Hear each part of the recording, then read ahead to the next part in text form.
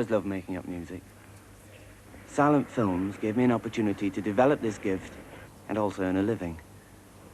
I was brought up in Scarborough on the east coast of Yorkshire. There are no musical conservatoires there, and I was largely self-taught. My love of the moors helped me in this. Up there, I could test my ear on the natural sounds around me and jot down the notes in a little book.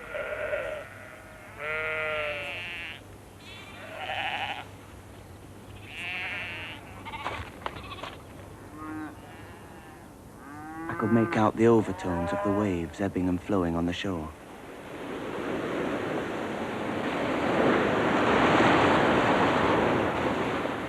I was fascinated by the sounds of the seagulls, the rising thirds of their calls differing as they glided past.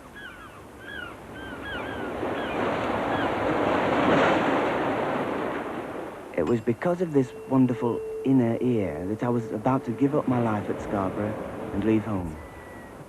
Tomorrow I would be leaving for France.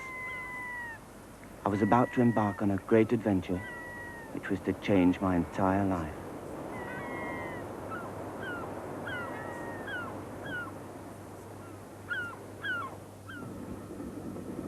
This was the first time I'd been out of England. I was now looking at the French countryside on my way to Bouron, a tiny village station about an hour's run beyond Paris.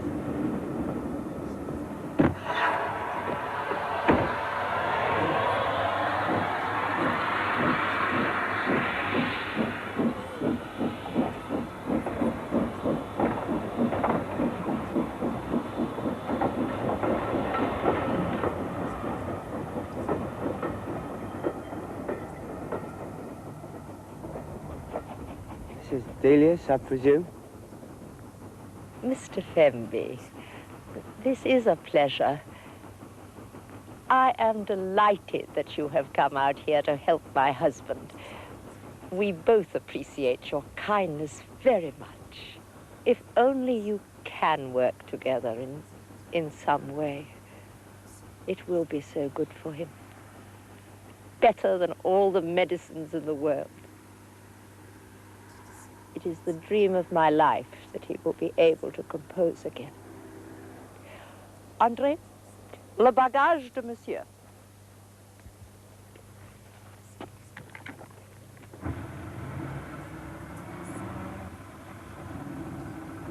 How is Mr. Delius? Delius is fairly well. He is still resting.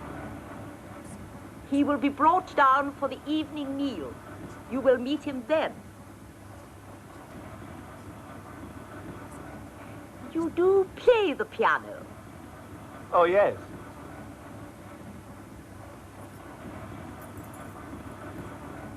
Here we are. We've lived here for over 30 years.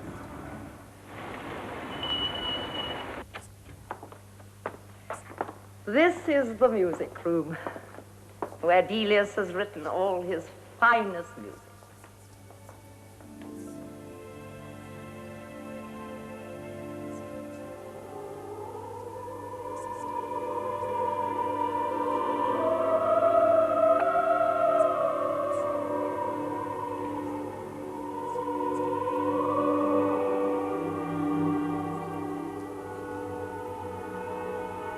Delius? Yes. That was taken a long time ago. Your bedroom is through here. I hope that you will be comfortable. I will tell Delius that you have arrived, and I'll call you when he is ready.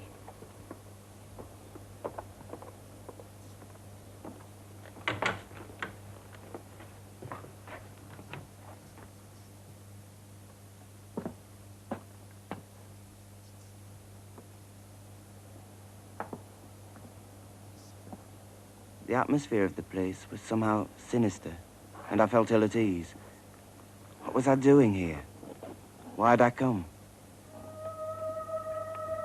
Music had nearly led me into the church.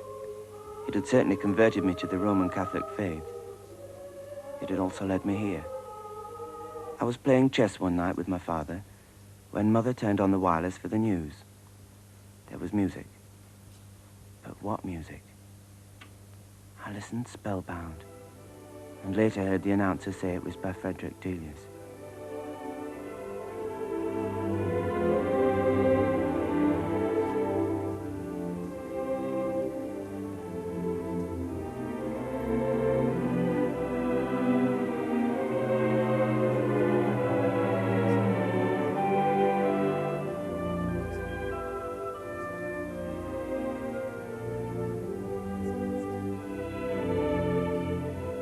Later, I read articles on Delius and his music and learnt that he was now blind and paralysed and unable to work anymore. Apparently, there were several works which he'd begun and been unable to complete. He could bear with this misfortune if only he could finish these scores. I remember how I walked for miles on the cliffs, reflecting on the helplessness of the man. What delicacy of feeling was in his music? What must such a sensitive nature be suffering? Couldn't anything be done? Of course I'd be willing to. But how dare I presume such a thing? It was preposterous. I dismissed the idea. During the next few weeks, the conceit that I could help became an obsession. It was always there, and in the end I couldn't sleep for it. Finally it conquered me, and getting up in the middle of the night, I wrote to Delius offering my help for 3 or 4 years. I'd do anything to be the means of his finishing that music. How it was going to be done, well, God alone knew the answer to that. I told no one and waited anxiously for his reply. It came in the handwriting of his wife. Dear Mr. Fenby, I'm greatly touched by your kind and sympathetic letter and should love to accept your offer. Come here by all means as soon as you can and see if you like it. This is a lovely spot, just a quiet little village, and our house is in a big garden close to the river. But of course, we live very much alone, and you will no doubt... Delius is waiting downstairs for you. Thank you.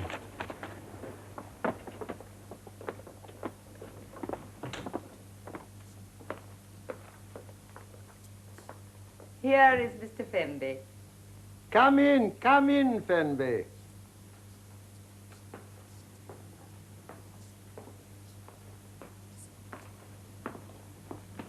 I'm very glad to meet you.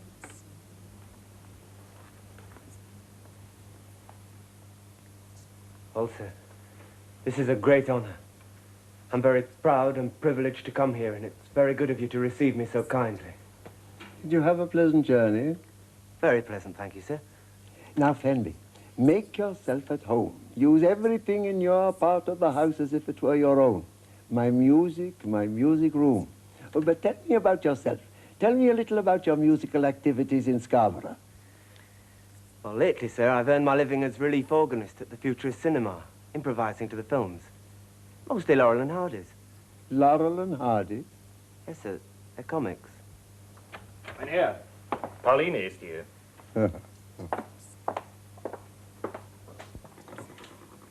Rein mal, bitte. Enough. I knew Scarborough when I was a boy. We used to live at Bradford. Do you know it? A filthy place, full of factories.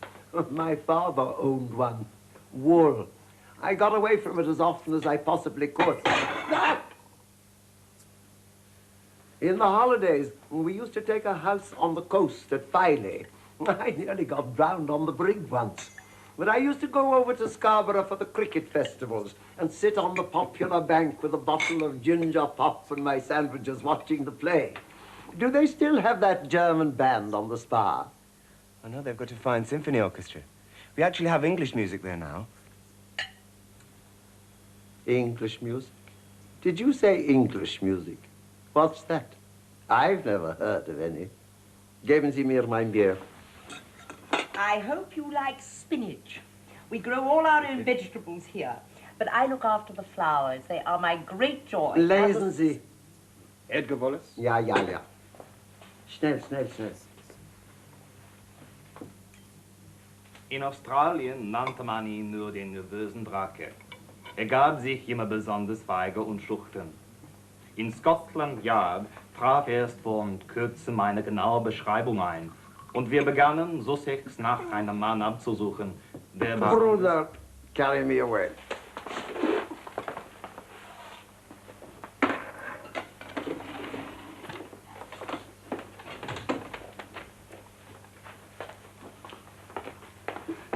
Don't worry about that. He often gets pain at this time of the day. Now I must go to him. Excuse me.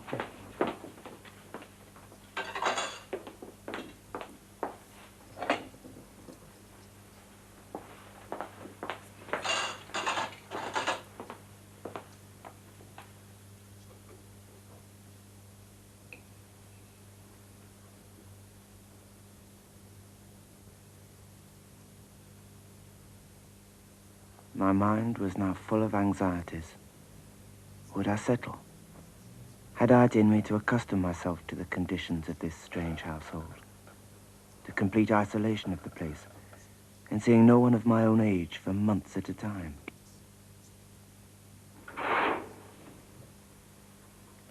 Monsieur Fenby! Monsieur Fenby, l'eau chaude!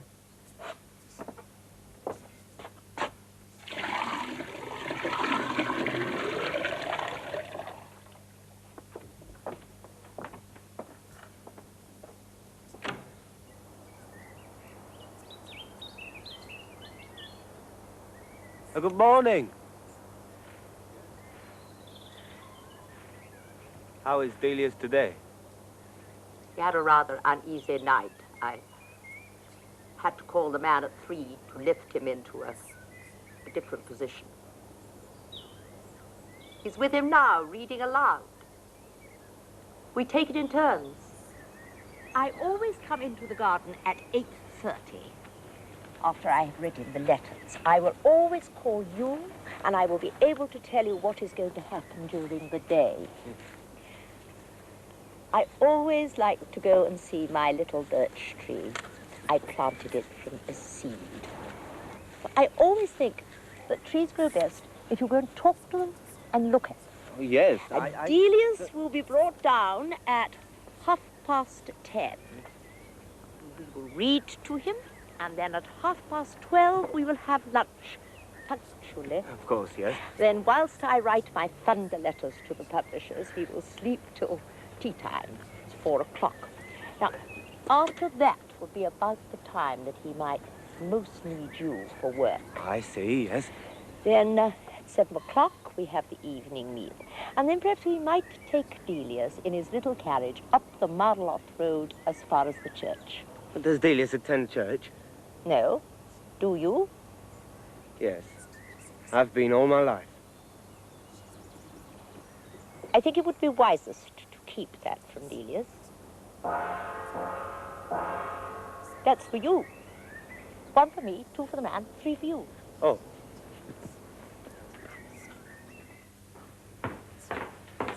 Here I am, sir. Now, Fenby, just read the headlines in the Continental Daily Mail. I'll tell you if there's anything I want to hear. The Prime Minister is planning a visit to the United States. No. Miners meet today, trying to find a way to call off strike. No. Are my feet touching? No, sir. And my legs straight? Yes, sir. Well, go on. The House of Commons is debating a bill to decide whether... No. I hate conjectures. Turn on the wireless. There's usually a concert from Radio Paris at this hour.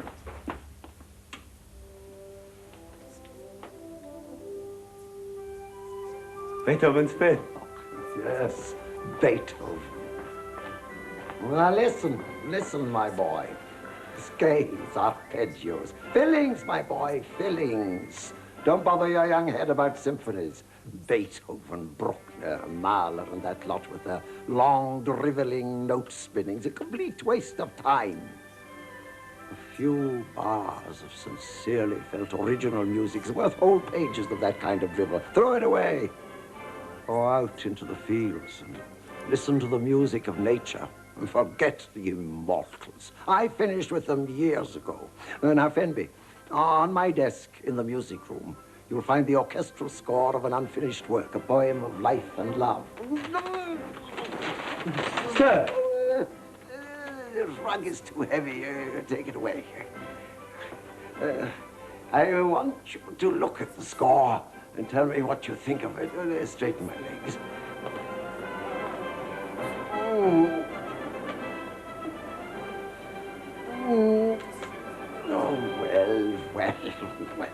Get the brooder.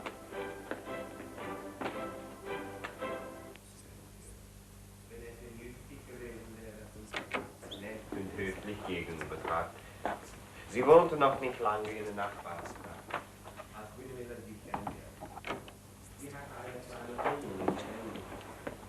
Delius would like you to read to him for a little. Certainly.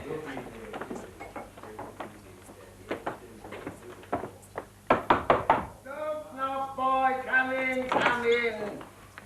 Don't ever knock, boy. That's all, brooder. You'll find a Mark Twain over there. Begin at chapter 30. The dinner hour drew near. Yet, strangely enough, the thought brought but slight discomfort to Tom, and hardly any terror, for the morning's experiences had wonderfully built up his confidence. There's a crease in my pillow. It's hurting my back. Ah! Ah! Thank you, Mr. Fenby. I'll manage. Oh. All right, Ducky. All right, Ducky. There we are. That's it. That's it.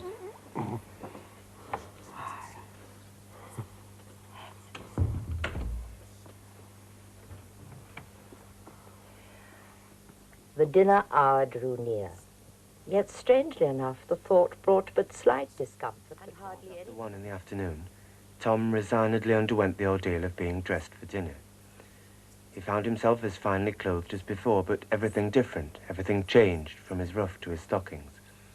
Well, that hath had its time. My suffering and my fellow's suffering, what matter about them? Do I then strive after happiness? I strive after my work. Well, the lion hath come. My children are nigh. Zarathustra hath grown ripe, mine hour hath come. This is my morning, my day beginneth. Arise now, arise, thou great noontide. Thus spake Zarathustra, and left his cave, glowing and strong like a morning sun coming out of gloomy mountains. Salisbury lachte. Ich finde sie wunderbar, sagte er. Aber warum ist er in mein Zimmer eingestiegen? Weeks went by in a changeless routine. Delius was too ill to think about music. The reading continued day and night all round the clock. There was a little church down the road, and I did manage to step in there from time to time. It was a relief to hear a bit of music again. Apart from this, my only recreation was walks in the garden with Jelka. Nobody called on us, and we called on no one, not even our neighbors.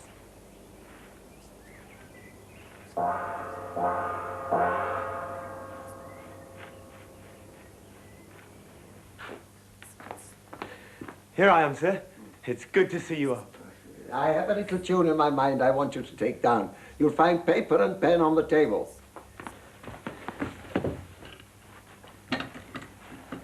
Ready, Delius? Ta-ta-ta, ta-ta-ta, ta-ta-ta-ta. Hold it. Ta-ta-ta-ta, ta-ta-ta-ta-ta. Hold it. Ta-ta-ta-ta, ta-ta-ta-ta-ta. Hold it. Ta-ta-ta, ta-ta-ta, ta-ta-ta. Have you got that? Now sing it. Delius, what key is it in? A minor. Well, I can't... We'll try again. Ta-ta-ta, ta-ta-ta, ta. It would help if you called out the notes. Then I could... Oh, very well. A, B, C, B, C, D, C, D, A, C. Have you got that? I'm afraid not, sir. Well, try again. Ta-ta-ta, ta-ta-ta, ta-ta-ta-ta. Excuse me. Fred! Jelka, that boy is no good. He's too slow. He cannot even take down a simple melody.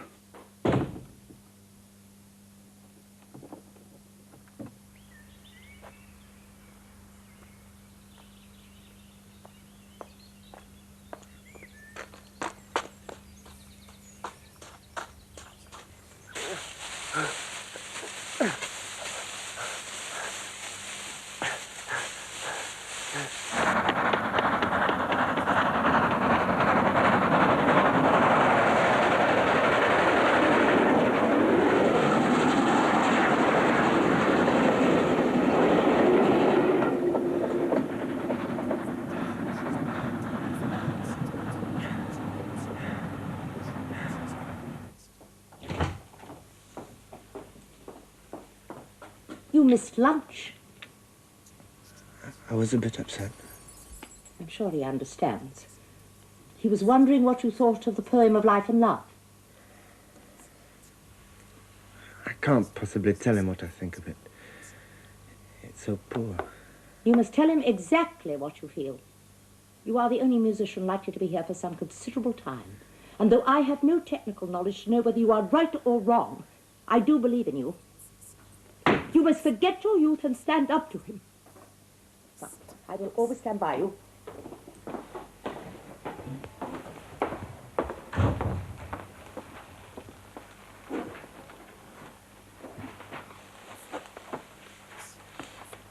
No, Rog. Now, I want you to tell me exactly what you think of it. Now, play. It starts off with clarinets and bassoons.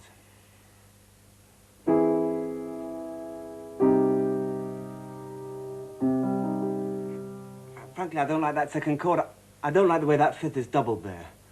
Well, go on then. Yes? I'll play that again for you. Well, go on, straight on.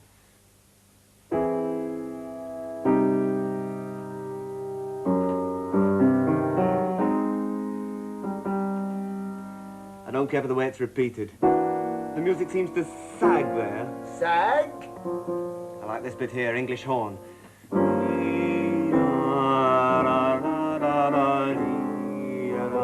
Pizzicato.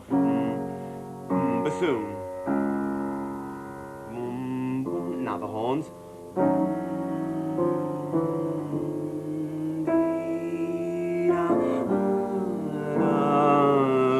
The timpani. Then the woodwind takes it up here.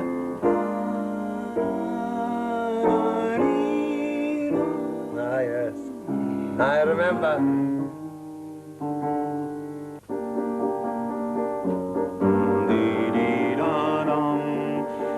I feel this is very weak here. It's lacking in taste. It seems to me... I was looking at your Avontier this morning, and it seems to me this sort of thing was done so much better there. Well, I don't know, boy. Play that bit again.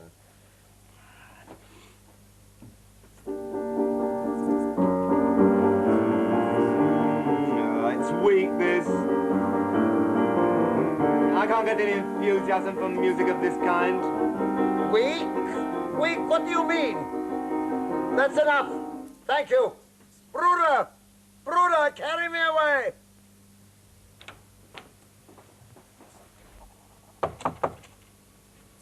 Come in. Monsieur Delius vous demande en bas. Monsieur Delius.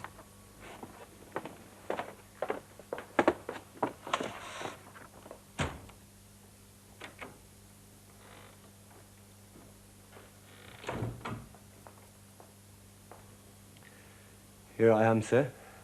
Ah. Delius would like you to hear some of his music. Thank you.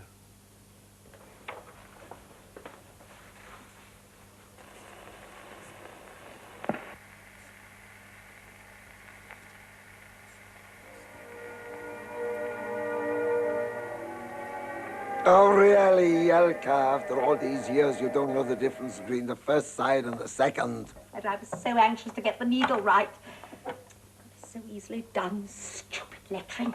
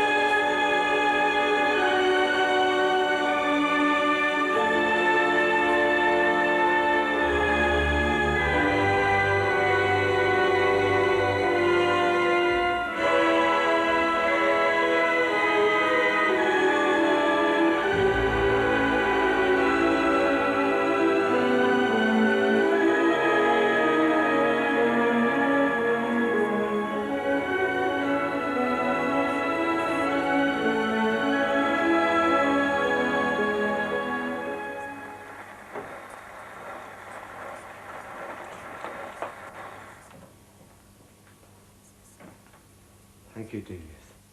Get the brooder. Now, tomorrow, if I'm feeling well enough, I'll get the man to carry me upstairs to the music room. We'll see if something can't be done about that poem. Yes, Delius. And don't let the stove go out. It was chilly in there today.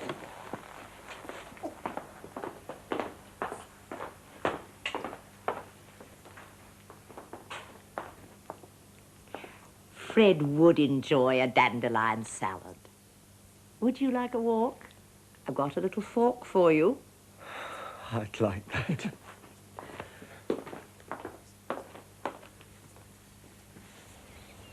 Today we had a letter from Universal Edition. Delius's publishers, they want to do a new edition of Hassan. I've asked them to send the proofs. Perhaps you could correct them. Send them back for us. I'd be delighted.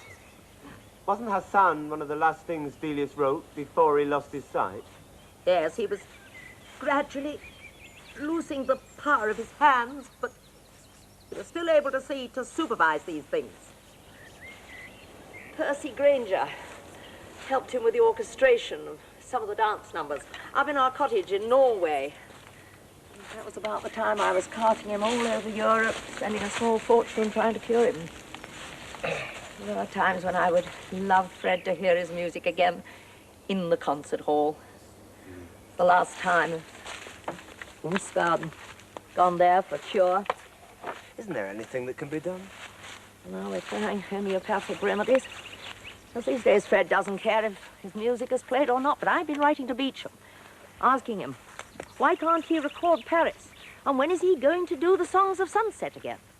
I went through the Radio Times, and there is not a single piece of Delius this week. I said I've been through the Radio Times. There's not a single piece of Delius this week. Fred and I used to pick primroses here. Now then, Fenby, let's have that little tune that you liked, the bit you picked out before.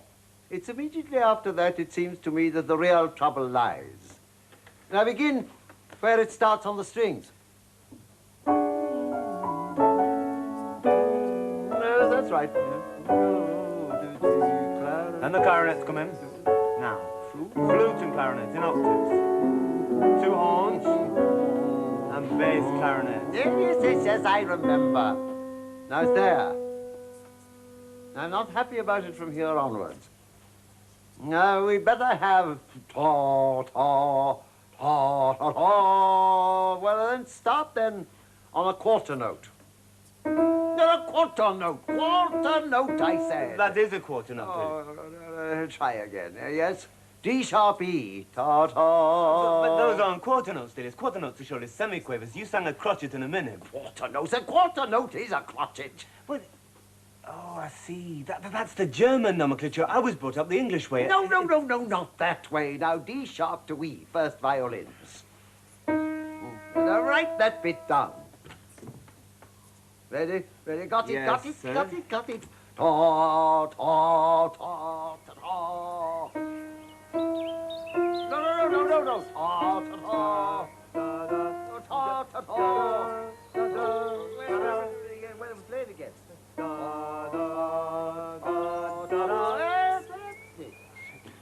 What have you got in your bass?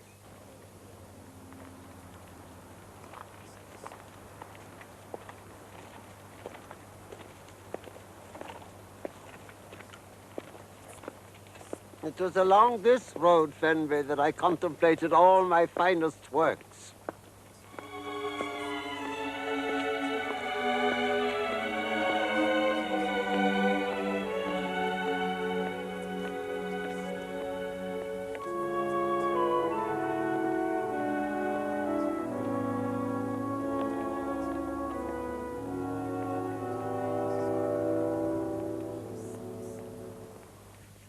Now then, Fenby, where were we from yesterday? Cellos and basses? Yes, I think it should be an A, cellos and basses. Very good. Now, inner parts. Get your violins a C sharp. Yes, play it. Yes, and yes, violas. What have you got in the violas? Well, I've nothing there. Better get a B flat there.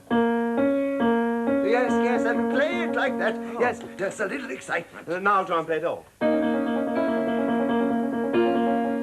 Yes, now take your C sharp to E, second violins. Yes, that's it. Against F sharp and A, next bar, first violins. Put a G there.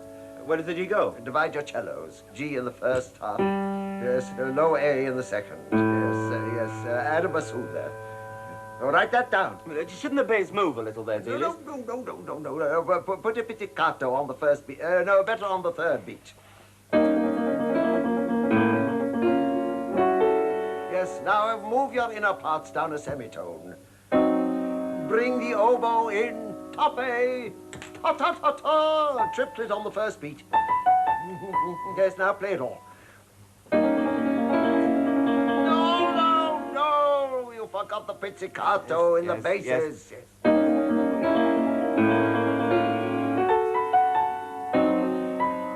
That's it, Eric. Good.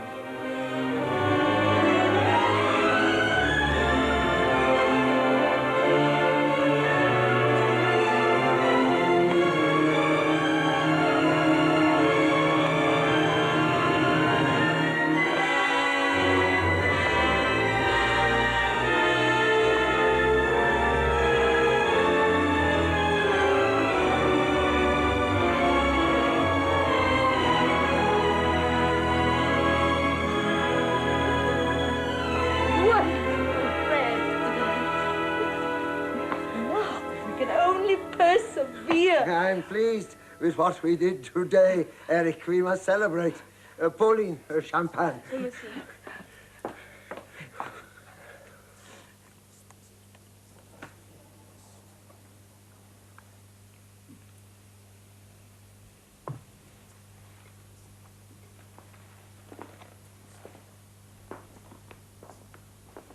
Right, Delius.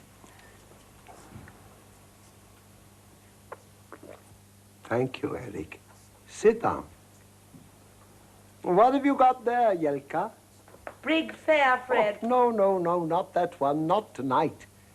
Play that record of the Revelers. Old Man River.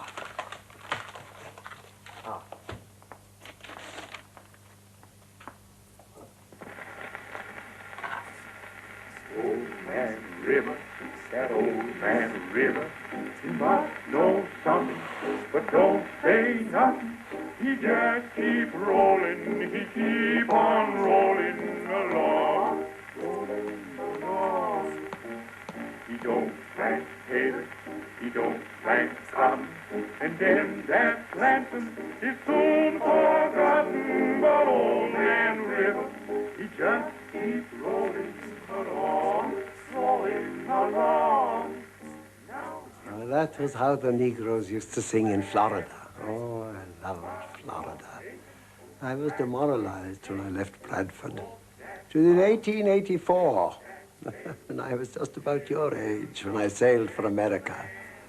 I wouldn't join my father in the wool business, and he wouldn't let me be a musician.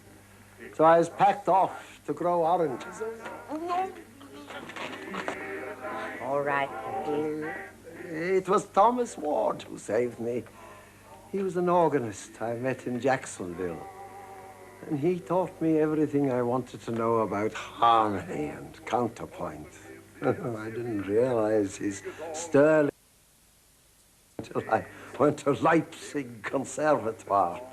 He came over to my orange plantation at Solano Grove and gave me lessons, and that was how I came to write Appalachia. Put it on, Jelka. But it wasn't all work.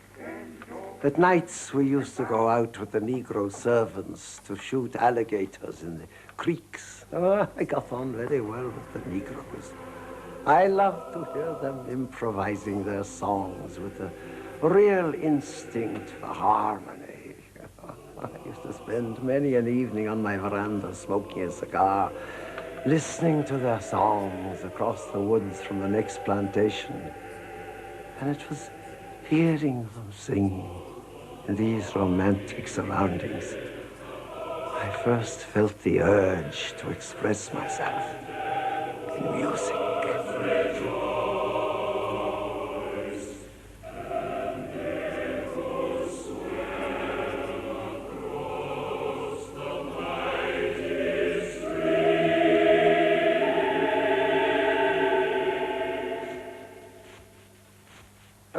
get the brooder.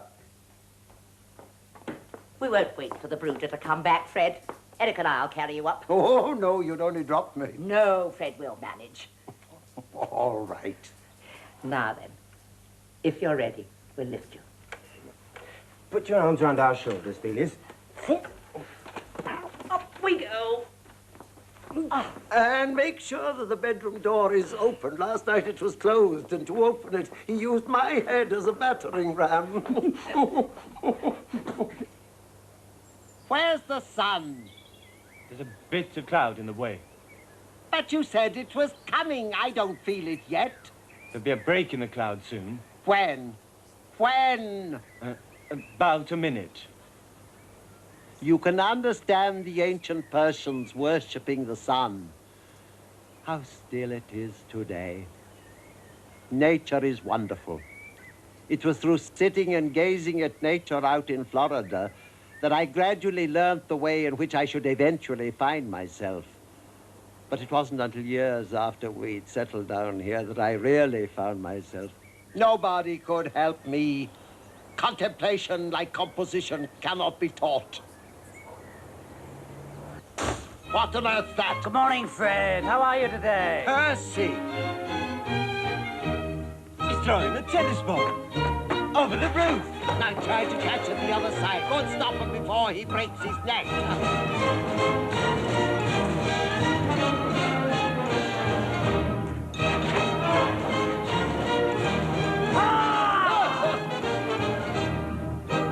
Who is it, Delius? That was Percy Granger, Eric. Sometimes he composes.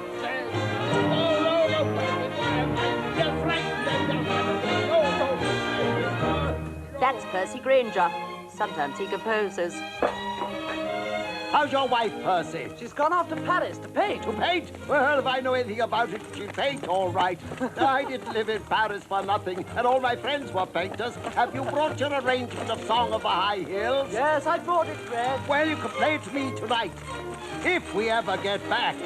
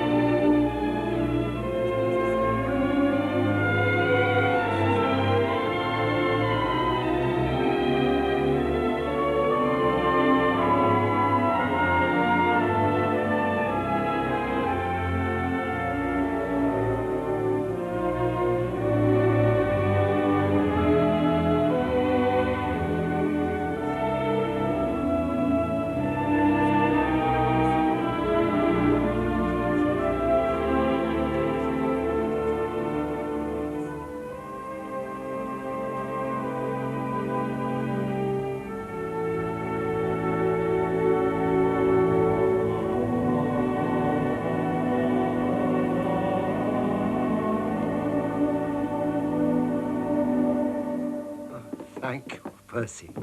Thank you, Eric. That was grand. It took me right back to Norway and the mountains. Oh, and that 7 hours lugging up the mountain track. Just before his sight failed, Fred insisted upon being carried up a mountain to see the sunset on the hills in the distance. We knocked up a chair on a couple of poles and carried Fred up between us. I was at one end and we had this great Norwegian ox at the other. Oh, and remember how the big Norse ox sprained his wrist and Jelka had to give him a hand.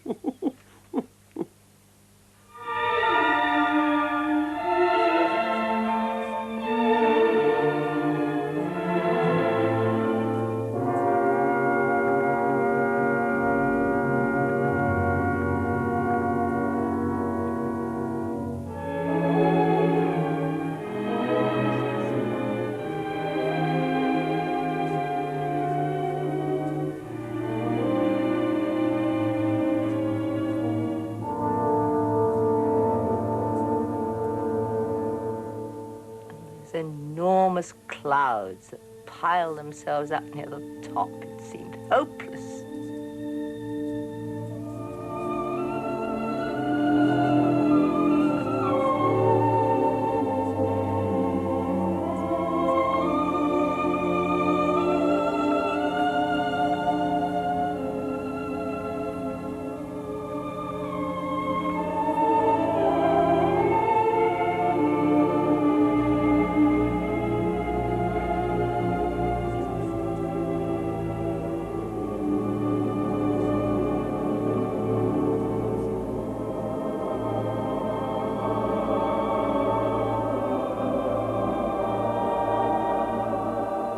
Suddenly, they all drifted away. And there was the most glorious sunset.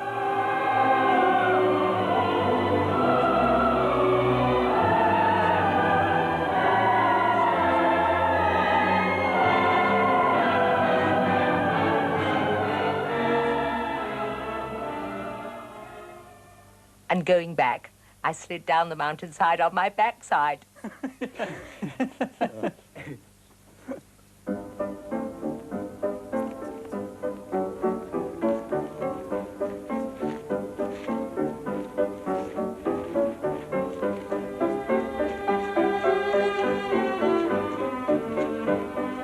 Come on, Fenby, we've only just started.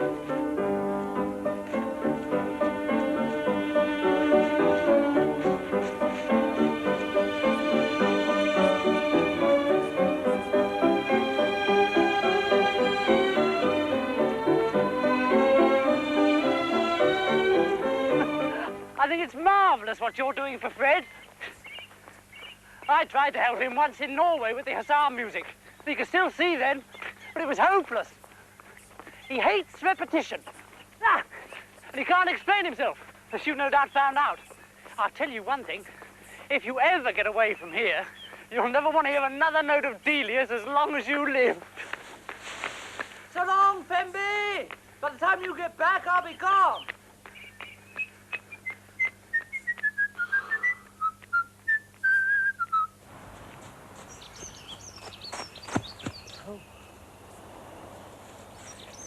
Good morning.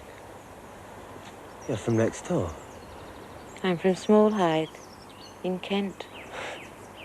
I'm from Yorkshire. Eric Fenby. Do you like Jelka's house? I should think you're her type. Has she ever painted you? Mrs. Delius, you mean? No, she doesn't paint. She's far too busy with Delius. There used to be another painter here, too. A woman. A friend of hers. They shared it. Do you go to church? Yes? Do you know the curé? I've seen him at Mass. He used to live in our house. Oh. Did you know that he was a peeping Tom? Jelka used to paint in the garden in the summer. She's fond of flowers. And nudes. There was a time when there was a house full of them. From Paris. Models. Just imagine. Delius and all those women. And Jelka and her girlfriend both crazy about him. Well, she got him in the end. And then it was too late. 3. That's for me.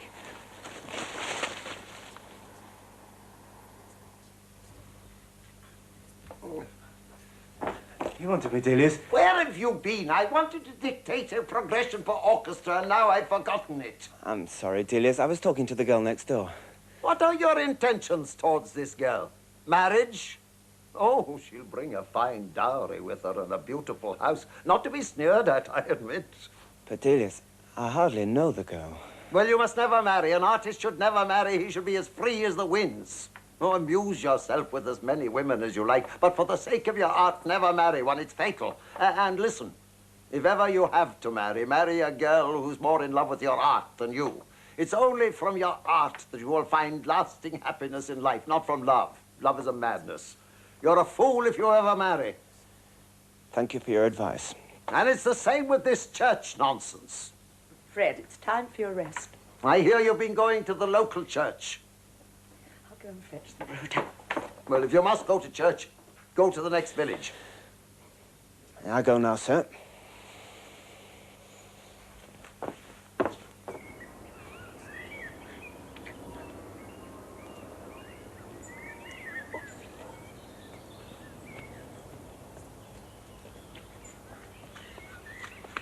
Oh, I regret being the cause of that outburst. It was really most embarrassing. Oh, I'm used to that. You know, there are times when I wonder if I can go on. I've never stood in his way. I've always given him the right conditions for work. But he's so hard, so stern. It must be his illness. No. No. You should have known him when he was well. He'd come downstairs from the music room on Fridays during our early years here. And he'd go off to Paris. Sometimes he'd stay away for days. I just had to stand by while he enjoyed himself with other women. There were terrible scenes with abortions, everything. But I knew that he'd always come back to me. And he did. I can't reconcile such hardness with such lovely music.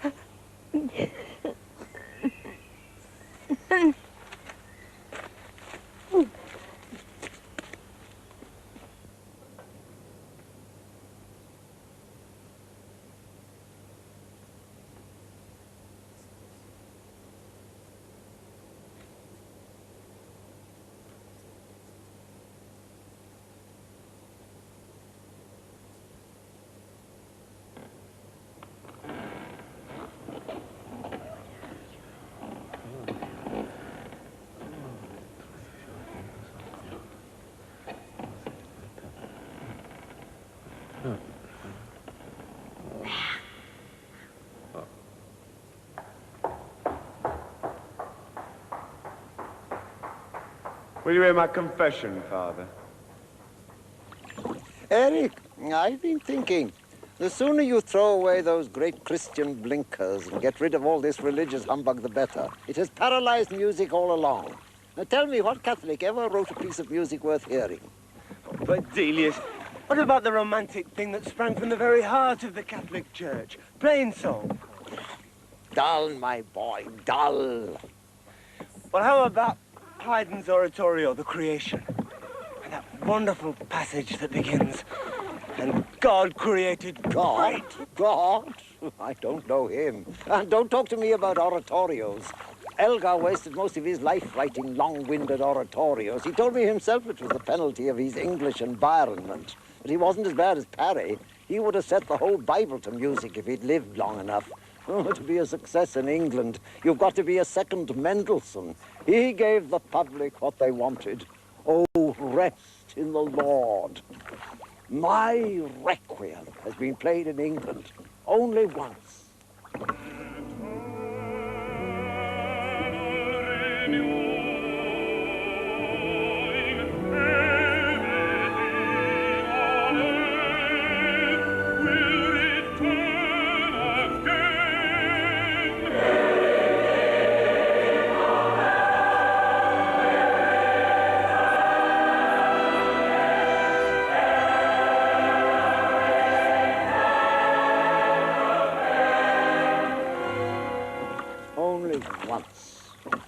And then what a fiasco.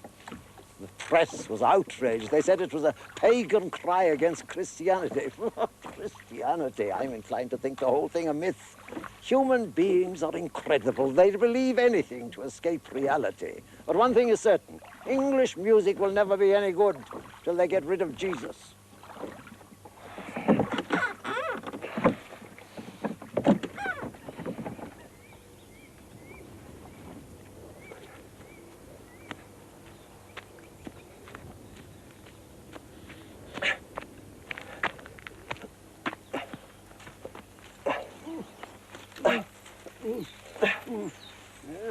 My legs. Have you brought your notebook, Eric? Yes, Delius. Get it. Are you ready? In a moment. Ready then? Come on, Yes, come on. I want you to write down a new opening to our poem. And I don't like that title. Call it Song of Summer. I want you to imagine we're sitting on the cliffs in the heather looking out over the sea. The sustained chord in the high strings suggests the clear sky and the stillness and calmness of the scene. Now then, 7/4 in a bar, 4 plus 3. Divided strings, chord of D major, A, D, F sharp. The lowest note, the A strings and the violas. Now, Eric, you remember that figure that comes in with the violins when the music becomes more animated? Yes, David. Well, I'm introducing it here to suggest the gentle rise and fall of the waves.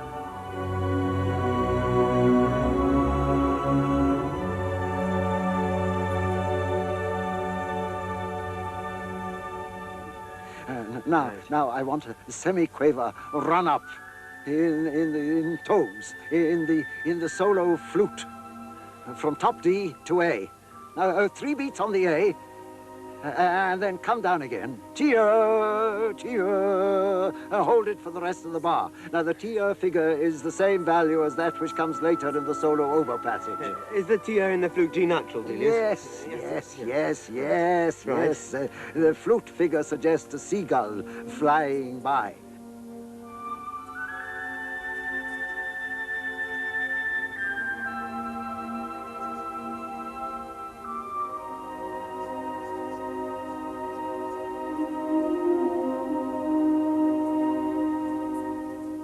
This was our greatest achievement. Whenever Delius was well enough, we worked. We finished a violin sonata, 2 vocal works, and several pieces for orchestra. After 4 years, it seemed as if my task was completed. Now, Eric, this is our biggest task. Everything we've done hitherto was just a preparation for this. There are just some sketches I made on billheads in Norway years ago. Now, Jelka has written out the words of the 5 movements. You've got the words of the first poem. Yes. Now then, get your score paper. We shall want the biggest kind. Yes, ready? 32 staves, 2 flutes, 2 oboes, English horn, 2 B-flat clarinets, bass clarinet, 3 bassoons, double bassoon, 4 horns in F, 3 trumpets in C, 3 tenor trombones and tuba, timpani, harps, 1st and 2nd sopranos, 1st and 2nd altos, 1st and 2nd tenors, 1st and 2nd basses, 4 parts each, and the strings. Now, Eric, read the words of the first poem.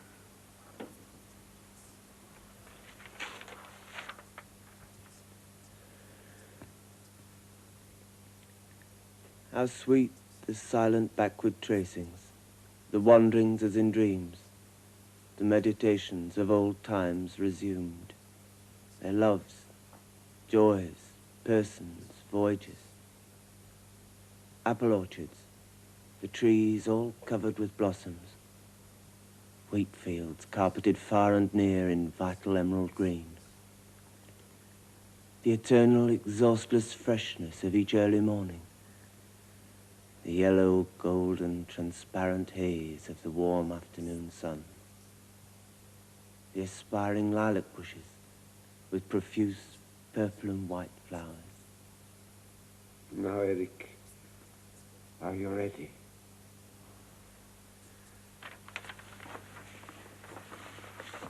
Yes, Delius. 4 in a bar. Cellos, chord of D. No, an octave lower.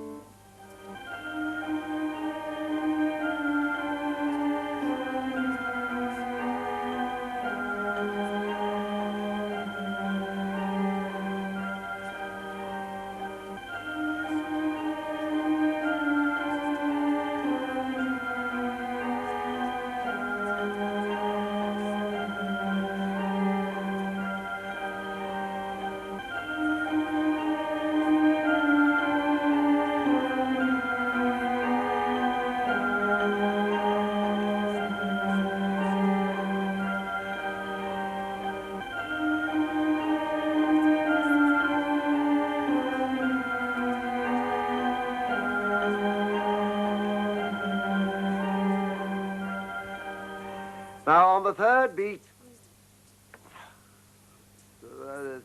voices.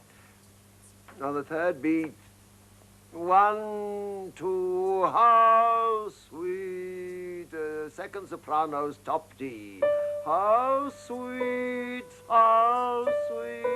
yes, that's it.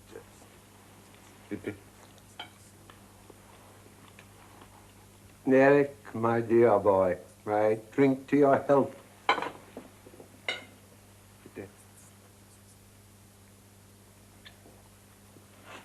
Rouse.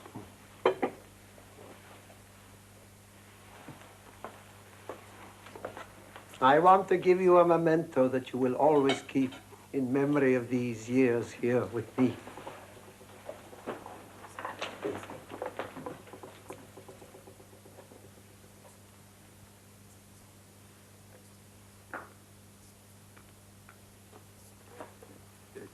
Take this and wear it for me. You have given me a new lease of life.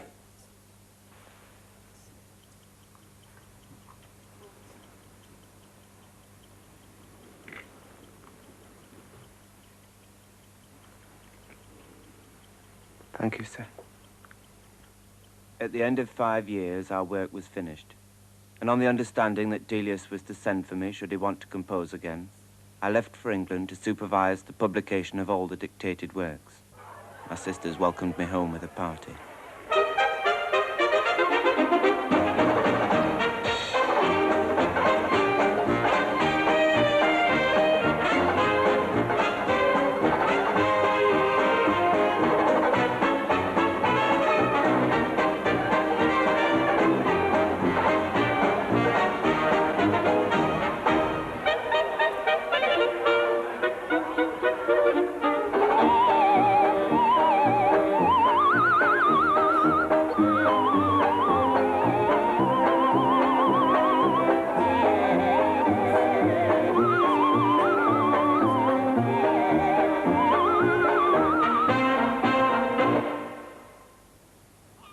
After the party, I suffered a nervous breakdown, and for a time lost the use of both my legs.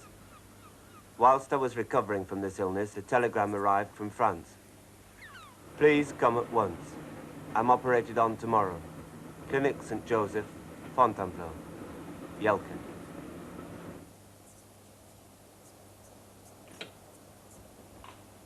Here I am, Delius. Eric! Eric, is it you, Eric? Oh, lad, it's good to have you back. Come here. Come here. Where are you? Oh, what a catastrophe this is. Jelka so ill, and here I am left alone. My man is so rough and uncouth. I want you to sleep there in Jelka's bed beside me. Now it'll be all right, Delius. Us Yorkshire tykes will pull through. I saw Jelka at Fontainebleau. She's all right. She'll be home in a few days. What would we have done if she had died? twist my pajama sleeve round. There's a crinkle under my arm.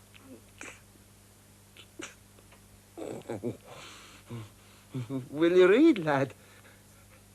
Let's read Huckleberry Finn again.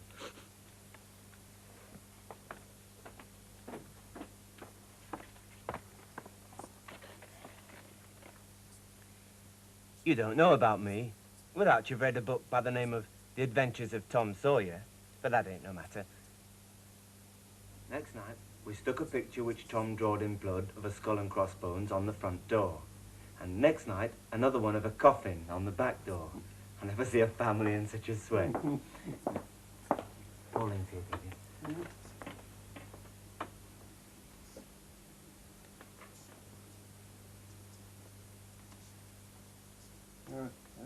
Merci.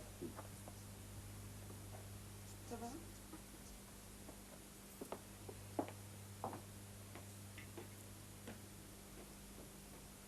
Right, Julius. Is it too hot? I read to Delius all day long and most of the night. His attacks occurred with increasing regularity, and none of his usual medicines and tablets seemed able to relieve his suffering. He slept hardly at all, and ate next to nothing. The doctor became a regular visitor, but his calls did little good. He always went through the usual routine. Then he started giving Delius morphine injections. Although these relieved his pain for a while, he continued to grow weaker.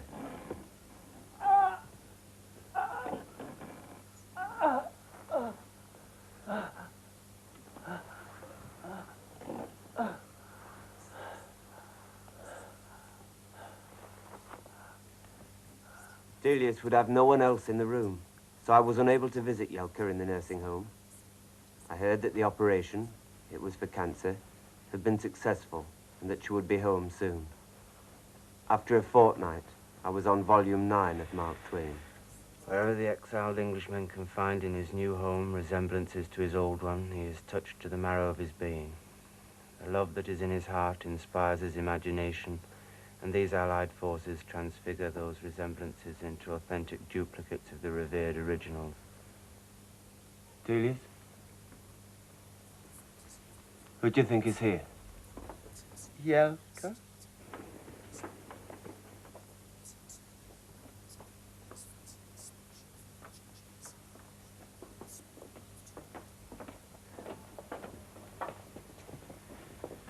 Pauline, you better send for the doctor. The doctor. He's growing weaker. All right, all right, all right, all right, all right.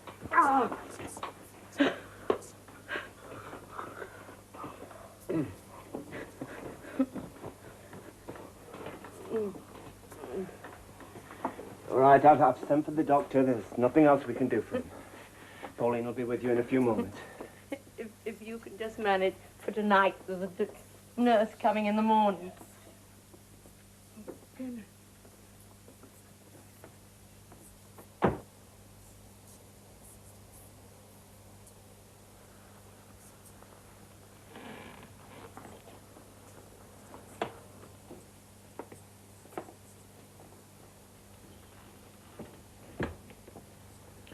Monsieur Fenby, since you appear to be the only responsible person in the house, I must warn you that Monsieur Delius cannot be expected to live for more than a few days. You understand?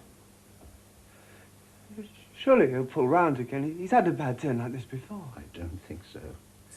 Anyway, when he becomes too restless, you will send for me. I'll give another injection of morphine. There's nothing more I can do. You understand? Delius is full of life. I know there's hope for him.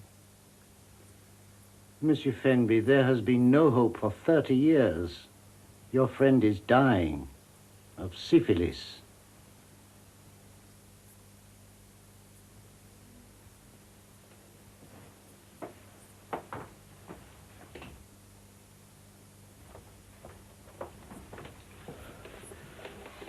Monsieur Fenby, allez dormir, je vais rester avec lui.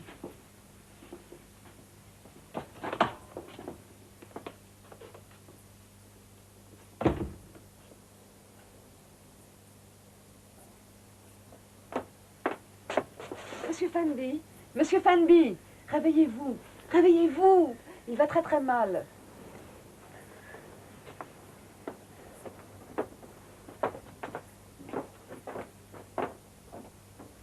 Delius. Delius? This is Eric.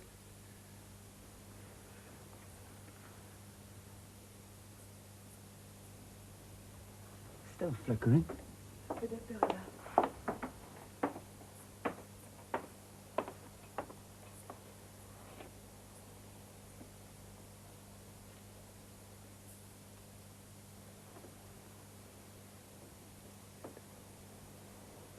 His hand's going cold. Il est mort. Oui, il est mort.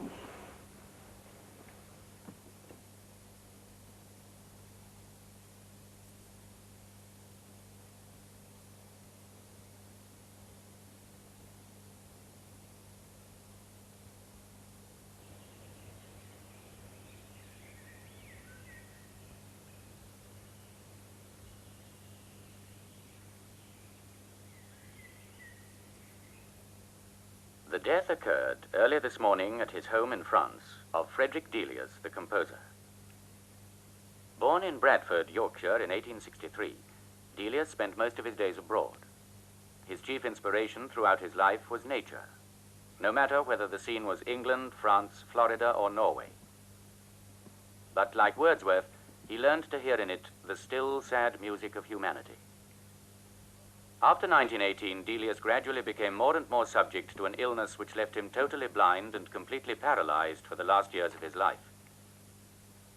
Despite these incredible handicaps, he was still able to compose to within a few months of his death. In this, he was aided by his amanuensis, Eric Fenby. Here is a moment from one of his last works, A Song of Summer.